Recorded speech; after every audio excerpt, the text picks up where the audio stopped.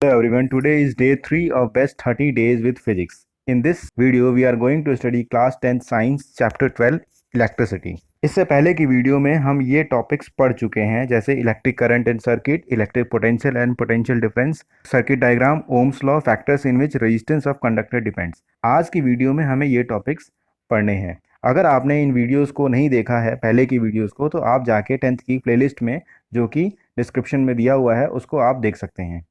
अब हम पढ़ते हैं resistance of system of registers. Registers की एक प्रॉपर्टी होती है कि वो अपने अंदर से इलेक्ट्रॉन्स को अच्छे से मूव नहीं करने देते, और जितना अच्छे से मूव करने देंगे उतना ही करंट ज़्यादा जाएगा। यानी रेजिस्टेंस जो है वो करंट को रोकते हैं एक तरीके से। रेजिस्टेंस दो तरह से कनेक्टेड होते हैं, resistance in series and resistance in parallel. Resistance in series में जो रजिस्टर्स हैं R1, R2, R3, ये एक दूसरे से बिल्कुल आमने सामने जुड़े हुए हैं। जैसे R1, R2 और R3 एक दूसरे से लेफ्ट राइट कंडीशन में जुड़े हुए हैं। लेकिन रजिस्टर्स इन पैरेलल में क्या होता है कि R1, R2 और R3 एक दूसरे के ऊपर नीचे जुड़े हुए हैं। जैसे R1 के ठीक नीचे R2 है और ठीक नीचे R3 है एक इलेक्ट्रिक सर्किट के अंदर। अब हम समझते हैं रेजिस्टेंस इन सीरीज को अच्छे डिटेल्स में, क्योंकि ये हर बार एग्जाम में 1-2 नंबर या 3 नंबर का क्वेश्चन आता ही आता है। Resistance in series, when two or more resistors are connected and to end arrangement is called series arrangement.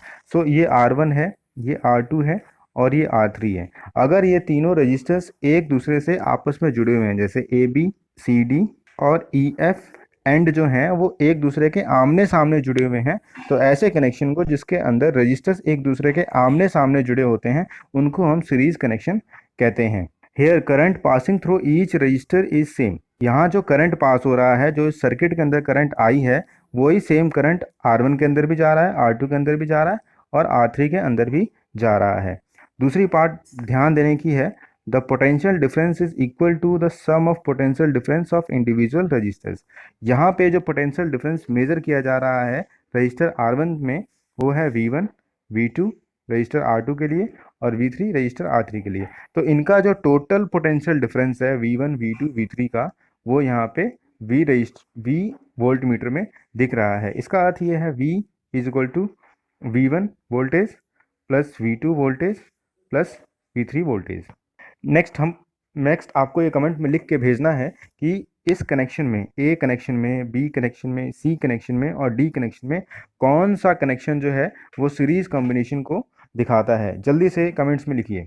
Next है, हम समझते हैं कि अगर सीरीज कनेक्शन में रजिस्टर्स जुड़े होते हैं और इन तीन रजिस्टर्स R1, R2 और R3 रजिस्टर को हमें हटा के एक सिंगल रजिस्टर लगाना है, तो उसको हम कैसे कैलकुलेट करते हैं, ये बहुत इंपॉर्टेंट है। एग्जाम में इसमें क्वेश्चन आता ही आता है। According to Ohm's law in entire circuit V equal to I R. ये ओम्स लॉ के अकॉर्डिंग हमने पढ़ा हुआ है कि वोल्टेज जो होता है वो डायरेक्टली प्रोपोर्शनल होता है करंट के, और R कांस्टेंट होता है, means V equal to I are.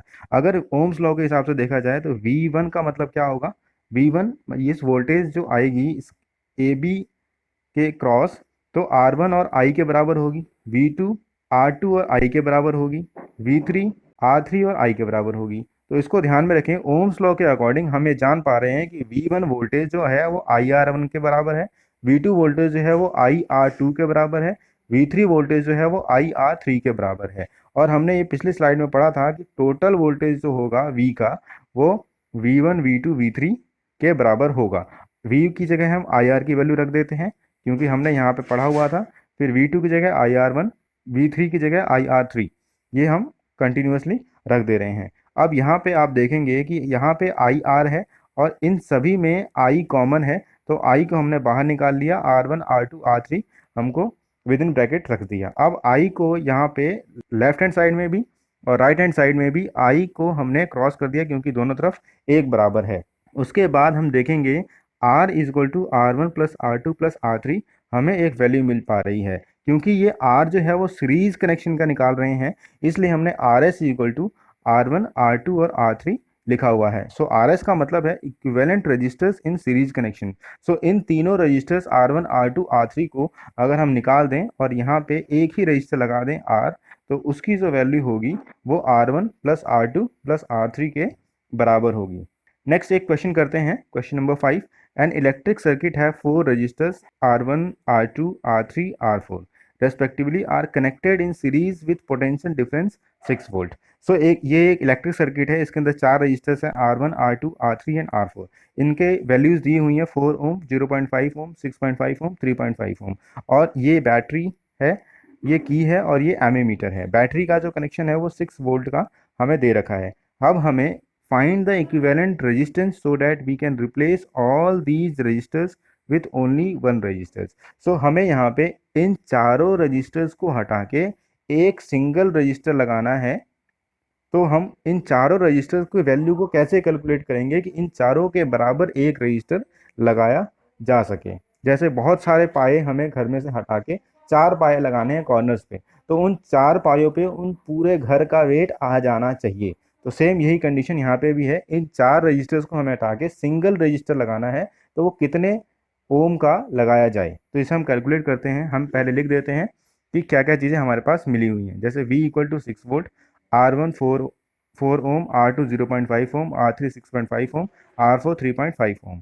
अब ये फॉर्मूला हमने पिछली स्लाइड में डिराइव किया था और कैलकुलेट किया था कि कैसे ये RS जो होता है R1, R2, R3 और R4 के बराबर होता है। अब हम सिंपली इसको लिख देते हैं और फाइनली जब हम ऐड करते हैं तो ये 14.5 ओम के बराबर आ जाता है। यहाँ पे ध्यान देने योग्य बात ये है कि ये जो 14.5 ओम है ये 4 ओम से भी बड़ा है, 0.5 ओम से भी बड़ा है, 6.5 ओम से भी बड़ा है और 3.5 ओम से भी बड़ा है। Here the total resistance in the circuit is much greater than the individual resistance of a single registers. So यहाँ पे जो टोटल रेजिस्टेंस है इस पूरे सर्किट का, वो जितने भी इंडिविजुअल रेजिस्टेंस लगे हुए हैं इस सर्किट के अंदर उनसे ज़्यादा वैल्यू रखता है।